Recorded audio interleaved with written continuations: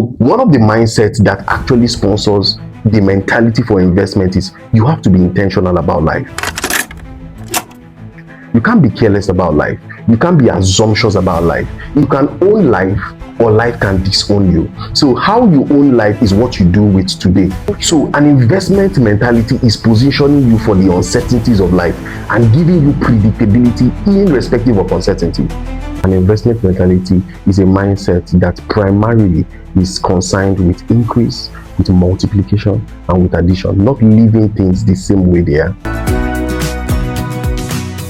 Hello viewers, and welcome to another exciting episode of Real Estate Talks, brought to you by Java Real Estate. I remain Peace Sharon, and as usual with me is the MD of Java Real Estate in person of Mr. Rex. Thank you, Peace. Thanks so much for being on this episode. And to our viewers, to those that watched our previous podcast, to those that liked, to those that subscribed, to those that commented, want a very big thank you. Today we are going to be discussing on a very interesting topic. We are diverting. We are going somewhere, but it's for your own good. Some people just have this mindset of, oh, it's my money now. Do I know if I'll be alive tomorrow? Let me just spend everything. And that's a very foolish mentality. Let me just spend everything. Even if you will not be alive tomorrow, the people that will bury you, won't you leave money for them to bury you? Exactly. So you should not just, you see, like I said, mindset. Everybody talks what is upstairs.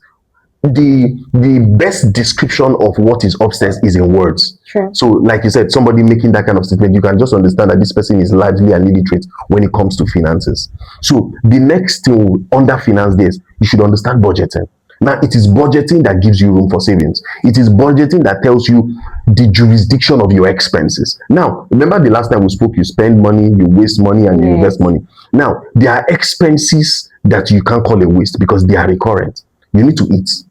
You need to pay your transport. You see, but budgeting now makes you to be concise. Yeah. Okay, this is what I should save. You should have two kinds of savings. That's what they call emergency savings.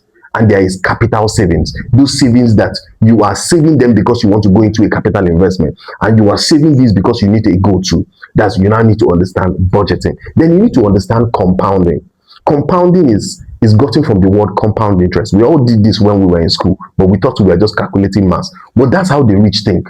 Compound interest is a system where your interest is being compounded.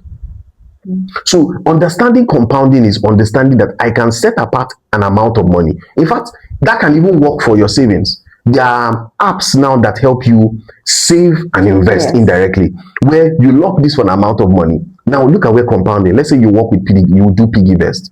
You save this amount of money. They give you an upfront. What do? You put back that upfront. That's compounding. When that money reaches its due dates, it's now due for you to withdraw. You now put back that money. They give you back an interest on your interest. You compound. So if you understand compounding, then you can actually add, multiply, or increase your money. So that's an aspect. We're not talking about money today. This is just an aspect of a mindset you should have. You should have financial literacy. Another mindset you should also have is risk management. Now, you were saying something initially. Not all investments you should embrace. Understanding risk management is understanding, there's what they call risk ratio.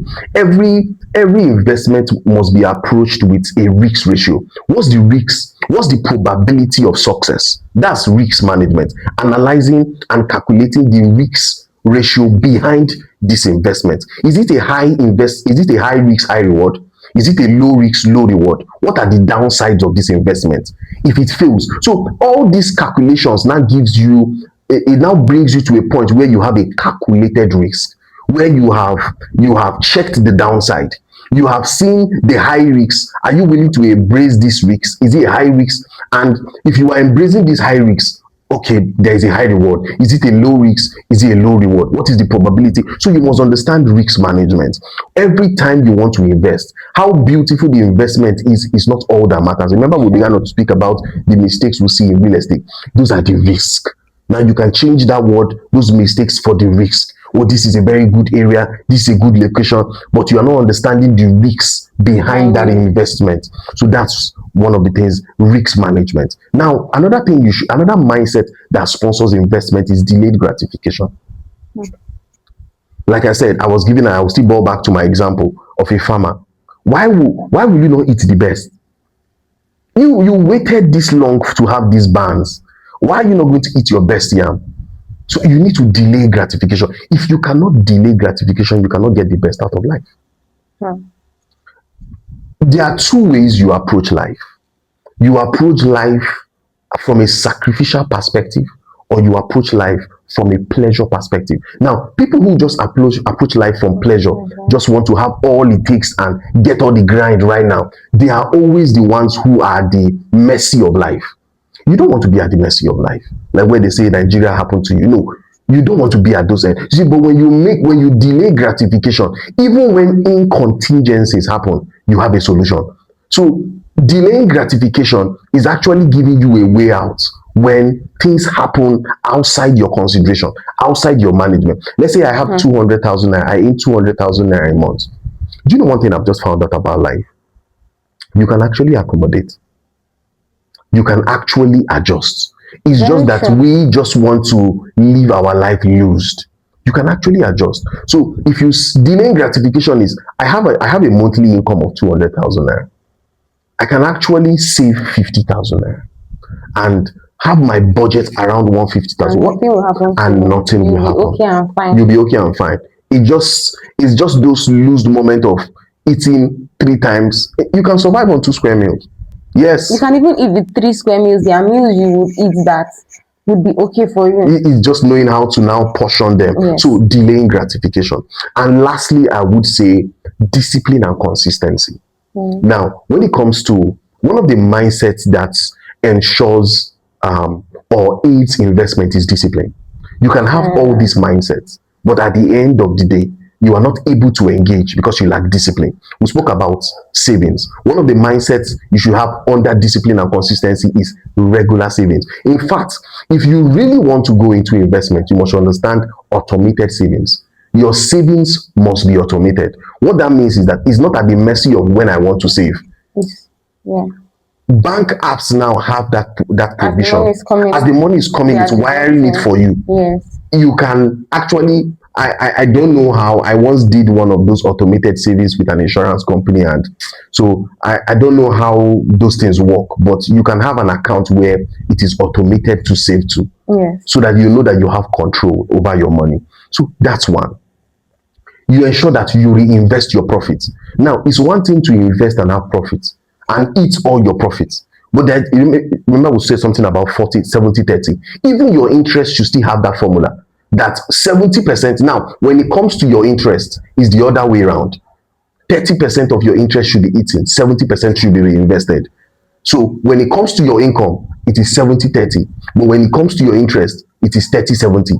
30 should be for you, 70 to. So that discipline to reinvest, that discipline to have an automated savings. And I think lastly has to be killing impulsive decisions.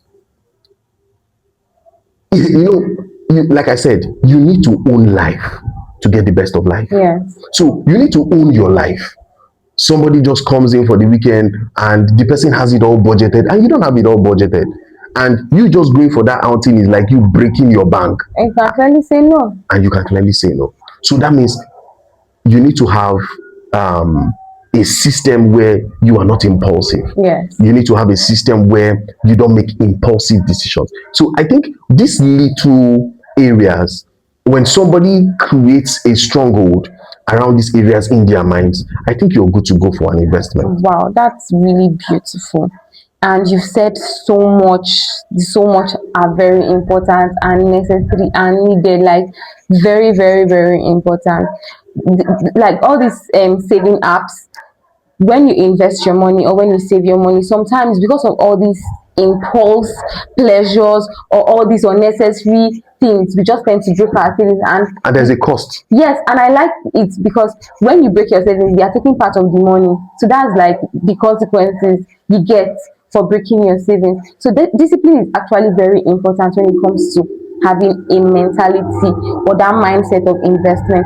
So in few words, just quick advice to people in general. We have people that are done with jobs, federal government workers that are crying now because they never had that mindset, they never had that mentality. Nobody was there to educate them. Sometimes we can think, oh, financial literacy is not just all about financial literacy. People need to hear this because sometimes people don't even have the time to open books and read because they don't understand. But They need people to tell them consistently, people to tell them every time, oh, you need to invest, you need to have this mindset. So in few words, what can you tell these people?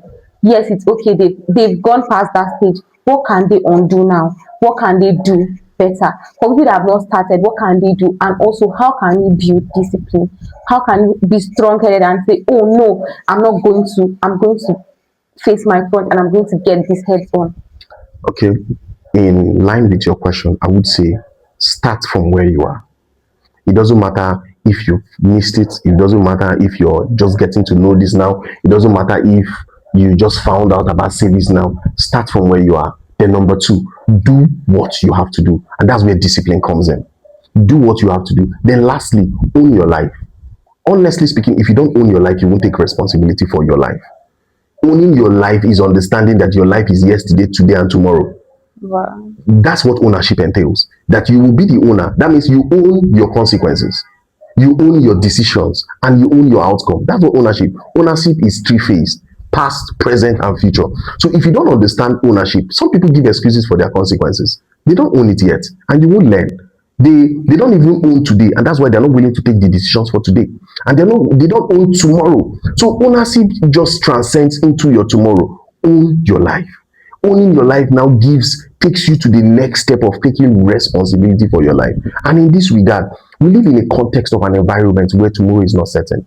You can just wake up and you are a victim of what you never planned for. So investment is not even an option within the context of our geographical location. Investment is not an option. So you need to start now. Start, okay, I don't have this junk amount of money. Start by savings. Savings is the pathway to investment. There are so many people that don't even have savings. So, and I understand, because Nigeria just happens, and before you know it, no, but there's a regiment around savings. Be decisive, be all inclusive, have your mind, your soul, and your spirit in this thing, and be rugged about it. Then let your savings be automated. Let your savings be projected towards investment. Like I said, we spoke one of our podcasts, and we said, can anybody start? As somebody who is just earning an amount, it's just people feel that you cannot co-own a property. People who co-own businesses, you see co-founders, you see people who there can be 5 people behind a startup. So what makes you think you cannot co-own a property with somebody? 4 people can come together and say, let's buy this, and it will have all your names in the document, and you share profit. So that means you can start anywhere. Save, save, save. That is the primary pathway, or the primary platform, or the primary route path to investment. So it all stems from owning my life, taking responsibility for my life, getting the necessary mindset that will inform the decisions that I need to take, and take those decisions decisively. Wow. Like, I'm speechless, honestly. Everything I'm saying is wow, because sometimes you don't know, and you get to know when you listen to podcasts like this. Thank you so much, Thank you so much, for pointing it all out. I remain with Sharon, and my name is Rex. to all our viewers, all our subscribers, don't forget to share, don't forget to like, don't forget to comment, and come on to you today. Bye bye.